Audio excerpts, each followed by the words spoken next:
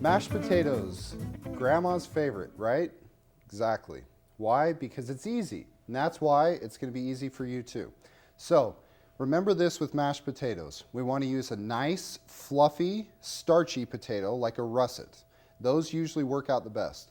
Yukon Golds usually work out pretty good too because they have a really nice buttery flavor. So to start out, we can either do it with the skin on or we can do it with the skin off. So in this example, we'll do it with the skin off. So I'll take my peeler and I'll just peel the outside of the potato. Get all that brown skin off of it. Okay, as we get the brown skin off, you'll notice that it's got a little bit of deformities in there too. Those little spots. We just want to make sure we get all those out too. If they're real deep, you may have to get a little bit of a paring knife or use the tip of your knife to get all those out. So for example, up on the top here, even after I've peeled all this off, I still have these little spots. So I'll just take my knife and kind of dig those out.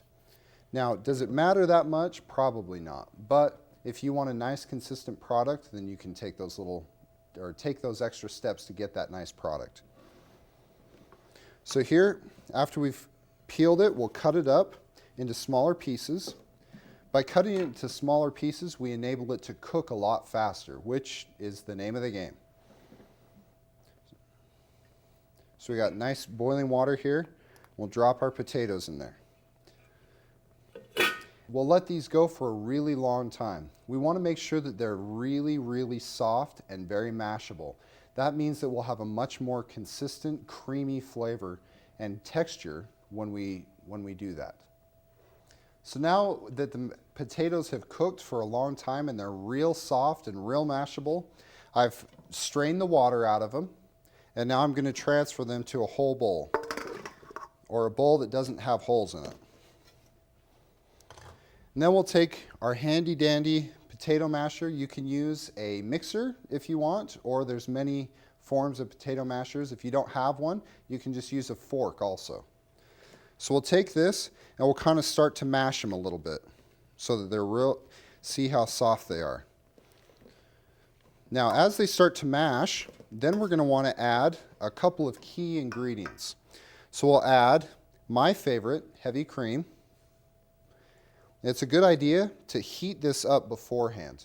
If you heat it up beforehand, then you're adding hot product to hot product, which means that it's going to keep it at a higher temperature longer.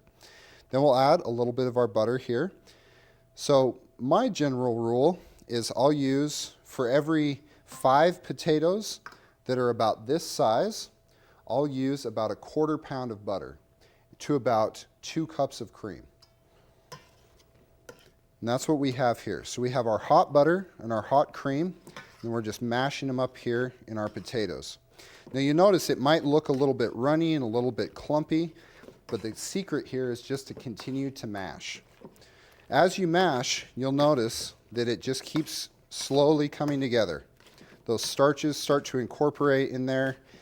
They start to suck up all that liquid, and pretty soon you have what looks like mashed potatoes. Okay, once it's to a consistency that you really like, add a little bit of salt, a little bit of pepper, season them up nicely, and just kind of stir that around again. Mash and stir, mash and stir. Okay? Now some people like their potatoes runnier, some people like them drier. If you like them drier, use less liquid. If you like them a little bit runny or a little bit more watery or more liquidy, make sure you add more. That's the secret to it. At the end of the day, it really matters what you like and the texture that you're comfortable with. So play around with it, experiment, but don't be afraid because it's a very easy process.